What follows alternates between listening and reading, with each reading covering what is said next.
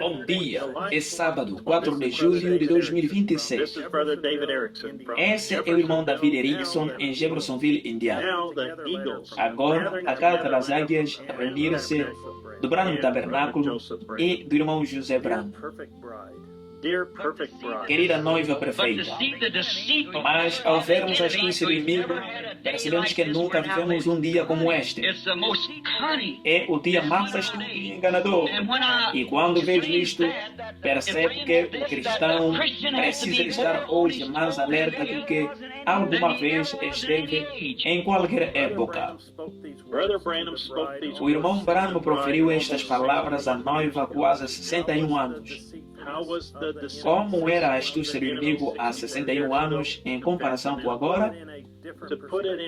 Para colocar noutra perspectiva, como era a tecnologia mundial há 61 anos em comparação com a atual? Em 1961, foi o início da corrida espacial. Os computadores eram enormes, mainframes do tamanho de uma sala, operando com válvulas de cartões perfurados, e exigiam cientistas especializados para os programar. Os telefones estavam fixos às paredes e dependiam de linhas de cobre analógicas com fios, mainframes transistorizados, máquinas de escrever mecânicas, sistemas de arquivo em papel e das primeiras calculadoras mecânicas. Mas hoje temos a internet, sistemas de inteligência artificial, capazes de criar arte, escrever e auxiliar em tarefas em tempo real, foguetes pessoais a caminho de Marte, smartphones de bolso, relógios inteligentes e dispositivos pessoais alimentados por redes sem fios globais que ligam instantaneamente milhares de milhões de pessoas por voz, texto e vídeo, assistentes robóticos. A astúcia e o engano do inimigo são como nunca antes. A semente maligna de Satanás está em plena maturidade e criou um Éden para Satanás. Mas, ao mesmo tempo, Deus tem uma noiva que está em plena maturidade. A sua semente real que se preparou ao sentar-se na presença do seu filho, da sua palavra, da sua voz. Deus já sabia que precisava de providenciar um meio para sustentar a sua noiva nesta era enganadora e maligna. Um meio perfeito para que nunca tivessem de questionar, adivinhar ou aceitar a palavra de qualquer homem como a verdadeira palavra pura. Ele sabia que elas precisariam de ouvir por si mesmas a voz de Deus, porque Ele nos avisou que ela estaria tão próxima que enganaria até os eleitos, se possível. Os homens podiam ser ungidos, cheios do Espírito Santo e ainda assim serem falsos. Ele precisava de providenciar um caminho. Assim, ele criou um caminho perfeito para a sua noiva, algo que parecia impossível quando começou a gravar a sua voz em 1947. Que com um simples toque o mundo inteiro pudesse ouvir cada palavra que ele proferia, até mesmo na sua própria língua. Não haveria dúvidas nem confusão. Poderiam ouvir assim diz o Senhor por si mesmo. Ele até providenciou um caminho para unir a sua noiva ao redor do mundo, para ouvir a sua voz todos ao mesmo tempo, para que pudessem estar em um só pensamento, em um só acordo, ouvindo-o falar. Ele precisou de levar o seu mensageiro, mas deixou a sua voz, a sua palavra perfeita, a sua noiva perfeita. Ouvindo e permanecendo com a sua voz, saberiam que não podem ser enganados. E aqui está. É assim que Deus estabelece a sua igreja.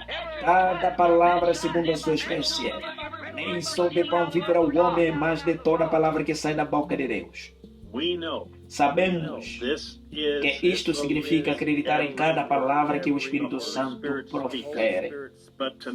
Mas para mim, existe maior honra que já foi concedida a um ser humano Posso ouvir com os meus próprios ouvidos a voz literal a proferir cada palavra que sai da boca de Deus. Não há outro caminho para mim.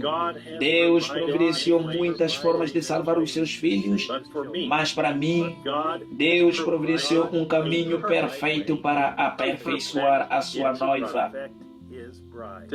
Hoje, Satanás está a deturpar parte das escrituras que se aplica aos nossos dias. Ele dirá que tudo o que Jesus fez foi perfeitamente correto. Ele dirá que tudo o que o irmão Brando fez foi perfeitamente correto e que ele era o profeta de Deus.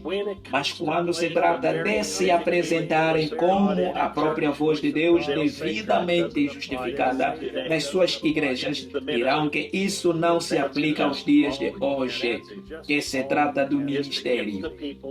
É só isso que ele precisa de fazer, percebe? É levar as pessoas a acreditar nisso. E pronto. Pois não se pode tirar uma única palavra disto, nem acrescentar uma palavra. Mas é isso mesmo que ele faz. O que promove um novo seu líder espiritual na sua igreja? Qual é a voz mais importante que a noiva precisa de ouvir hoje? Só pode haver uma voz principal. A voz do ministério, a voz de Deus nas gravações. Cada semente deve produzir a sua espécie. Foi assim que Deus estabeleceu o seu Éden. Não sou contra o ministério em si. Sei e acredito que Deus os chamou, mas para mim, o verdadeiro ministério dirá à sua congregação que a voz nas gravações é a voz mais importante que eles devem ouvir. E por isso devem reproduzir as gravações nas suas igrejas, pois é a voz principal. Quanto a mim, a minha casa e ao tabernáculo branco, permaneceremos no caminho perfeito provido por Deus. Vamos apertar o play e ouvir a voz de Deus.